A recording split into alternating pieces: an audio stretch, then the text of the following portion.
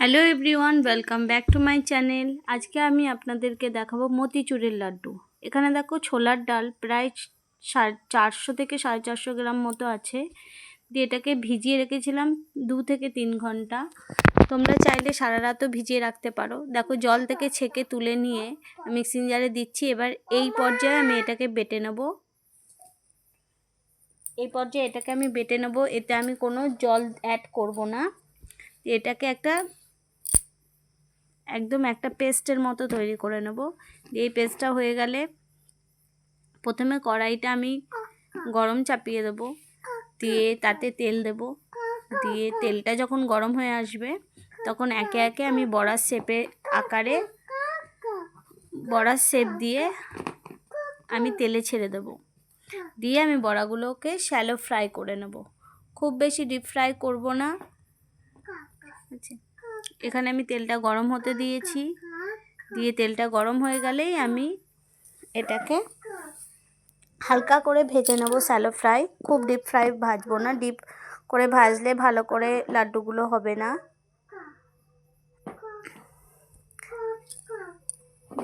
দেখতেই পাচ্ছ তোমরা, এখানে আমি বড়া শেপ আকারে বড়া ভাজছি।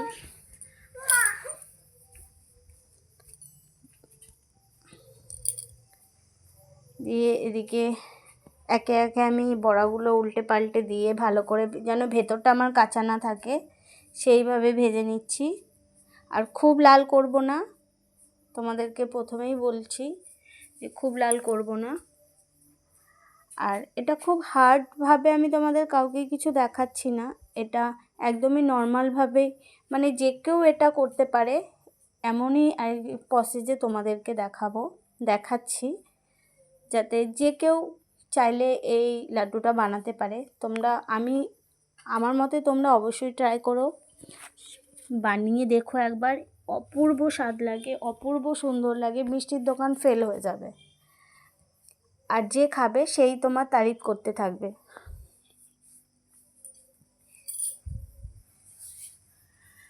আর কেউ বুঝতেই পারবে না যে এটা কী দিয়ে বানিয়েছো।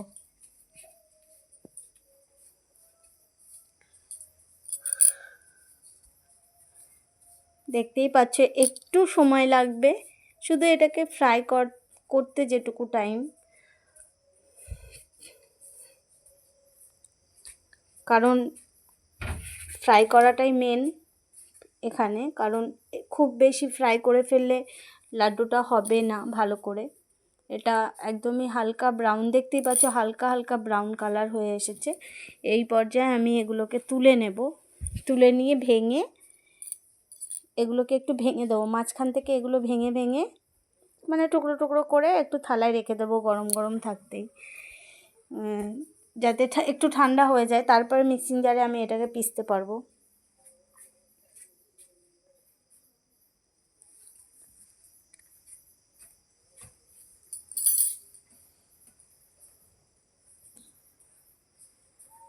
দেখো একে একে আমি অনেকগুলোই এখানে লাড্ডু হয়েছে, তো যে কারণে অনেকটা টাইম লাগছে ভাজতে।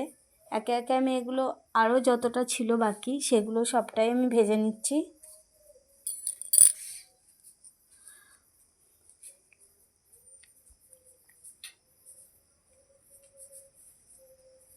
দেখছো একটু আমি হাতে ড্যাপ করে করে এটাকে একদম মানে পাতলা পাতলা, দেখতেই পাচ্ছ আমার আঙুলের ছাপ পর্যন্ত পড়ে গেছে। দেখো এইগুলো আমাকে একটু ভেঙে চুড়ে থালায় রেখে দিয়েছিলাম। দিয়ে এগুলোকে আবার মিক্সিং জারে পিষে দেখো একটা কি সুন্দর মিহিদানার মতো একটা সফট, এত সফট আর মিহিদানার মতো লাগছে দেখতে। দেখো বাকি যেগুলো ছিল বাকিগুলোও আমি এইভাবে এরকম ভেঙে ঠান্ডা করতে দিয়েছি। ঠান্ডা করে এগুলো মিক্সিং জারে এগুলোকেও সবগুলো পিষে নেব।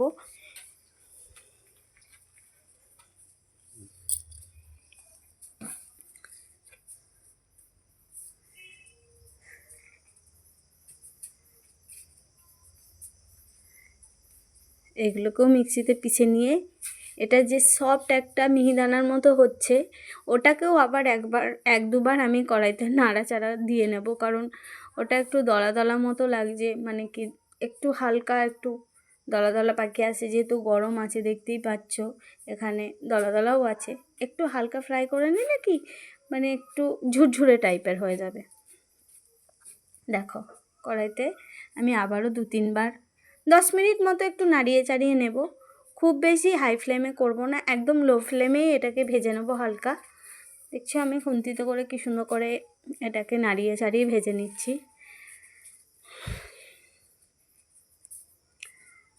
নাড়িয়ে চাড়িয়ে এটাকে ভেজে নেওয়ার পরে আমি কড়াইতে জল গরম করতে দেব, যেটা শিরা তৈরি হবে। চিনির একটা আমি শিরা করব, সেই শিরাতেই আমাকে এটা ডিপ করতে হবে। তো দেখো এই কাপটা আছে, এই কাপটার মাপে আমি ঠিক 2.5 কাপ জল নিয়েছি আর তাতে 2 কাপ চিনি নিয়েছি, দেখতেই পাচ্ছ। আমি চিনিটাও এতে দিয়ে দিলাম, দিয়ে এই পর্যায়ে আমি এটাকে ফুটিয়ে নেব চিনি শিরাটা যখন। আর 3-4টে মতো এলাচ আমি থেতো করে এই জলের মধ্যে দিয়ে দেবো, দিয়ে জলটাকে ফুটতে দেবো।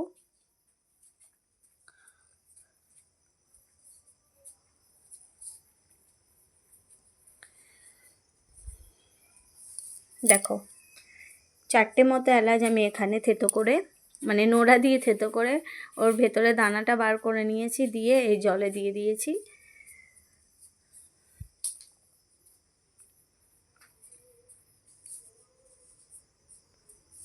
এ দেখো প্রায় ফুটে এসেছে, কিন্তু এই পর্যায়ে এখনও হয়নি। আর একটু এটাকে ফুটতে দেবো ভালো করে। যখন খুন্তির ডগ থেকে এক ফোঁটা করে পড়বে, একটু আঠালো টাইপের হবে। তোমরা চাইলে আঙুলেও 2টো আঙুলে করেও দেখতে পারো। দেখো আমিও দেখছি, এই দেখো ঠিক একটু মানে তার টাইপের মতো হবে, তখন বুঝতে পারবে যে এই শিরাটা হয়ে গেছে, তখন আমরা দিতে পারবো। এখনও হয়নি, এখনও পাতলাই আছে, দেখতেই পাচ্ছ কেমন পড়ে যাচ্ছে খুব তাড়াতাড়ি। বাট যখন একটু গাঢ় টাইপের হয়ে যাবে, আর একটু হবে, এই পর্যায়ে আর একটু হওয়ার পরেই আমি ফুড কালারটা অ্যাড করে দেবো এতে।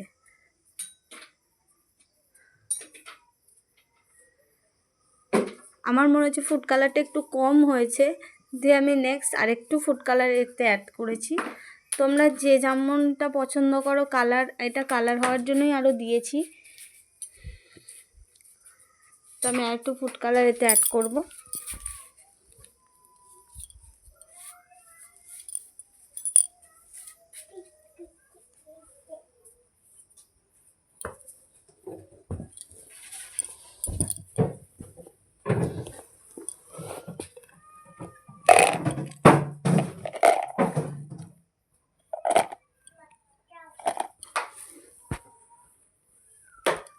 দেখো এবার ফুড কালারটা অ্যাড করার পরে আমি গ্যাসটা একদম কমিয়ে দিয়ে, মানে কি বন্ধ করে দিয়েছি। এবার আমি এটা এর মধ্যে দিয়ে দিলাম, যে মিহিদানার মতো একটা সফট একটা হয়েছে, সেটাকে আমি এর মধ্যে দিয়ে দিলাম। দিয়ে এবার এটাকে নাড়াচাড়া করব। এটাকে একটুখানি থকথকে পাড়া আর কি হয়ে যাবে। চিনি শিরাটায় ডিপ করে দিচ্ছি, এটাকে খুন্তি দিয়ে একটু নাড়িয়ে চাড়িয়ে ভালো করে যেন সবটাই আর কি চিনি শিরাতে ডুবে যায়, সেই রকম করে এটাকে ভালো করে নাড়িয়ে চাড়িয়ে, দেখতেই পাচ্ছ তোমরা কত থকথকে পাড়া হয়ে গেছে। আর এটাকে আমি এই পর্যায়ে 10-15 মিনিট রেখে দেবো, দিয়ে হালকা একটু মানে কুসুম কুসুম গরম থাকতে থাকতেই আমি এটাকে আবার লাড্ডু পাকানোর জন্য পাকিয়ে নেব, লাড্ডু আর কি পাকিয়ে নেবো। নাহলে কি আবার একটু বেশি হয়ে গেলে, দেরি হয়ে গেলে, মানে কি খুব মানে ঠান্ডা হয়ে গেলে না, তখন আর লাড্ডুটা ভালো করে হতে চাইবে না, মানে পাকটা ভালো করে হবে না, লাড্ডুর যে পাকটা হয়। তো একটু গরম গরম, হালকা গরম গরম থাকতে থাকতেই আমি করে নেব, লাড্ডু পাকিয়ে নেবো। দেখো এই সময় আমি একটু মগজদানা মিশিয়ে দিচ্ছি, এতে অ্যাড করছি।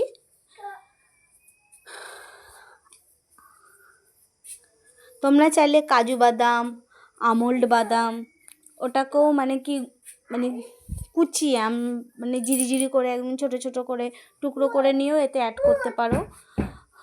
তো আমি ওসব কিছু অ্যাড করিনি, আমি এখানে স্রেফ মগজদানাটা অ্যাড করেছি। দেখতেই পাচ্ছ চিনি শিরাটা কতটা এটাতে মানে শুকে নিয়েছে। এই পর্যায়ে আমি ঢেকে রাখবো শোক করে নিয়েছে এটাতে চিনি শিরাটা, দেখো। দিয়ে কিছুক্ষণ পরে আমি এটাকে নামিয়ে নেব। নামিয়ে নেওয়ার পরে হালকা গরম থাকতে থাকতেই আমি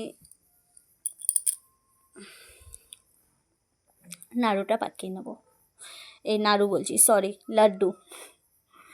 আর এত সুন্দর হয়েছিল না লাড্ডুগুলো খেতে, যে খেয়েছে সেই নাম করেছে, বলেছে কে বানিয়েছে, কি দিয়ে বানিয়েছে, কেউ বুঝতেই পারছিল না। সবাই বলছিল সুজি দিয়ে বানিয়েছি, আসলে নয়, আমি তো ছোলার ডাল দিয়েই করেছি।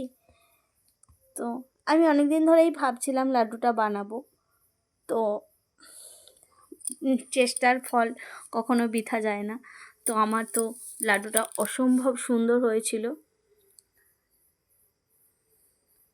দেখতেই পাচ্ছ। এখানে আমার ছেলে বারবার চাইছে, মা একটা লাড্ডু দাও, মা একটা লাড্ডু দাও।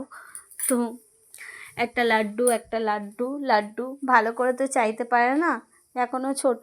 লাড্ডু লাড্ডু লাড্ডু করছে। আমার পাশেই বসে আছে আমার ডান দিকে, এদিকে আমার শাশুড়ি মাও লাড্ডু পাকিয়ে দিচ্ছে।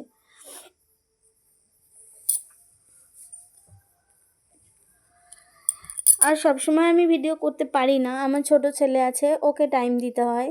আর ভিডিও করেও সেটাকে তো সেটিং করারও ব্যাপার থাকে।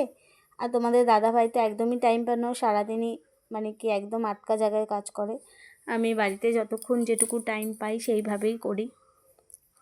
এই দেখো আমার পাশেই বসে আছে। এই দেখো এখানে লাড্ডু বানানো কমপ্লিট।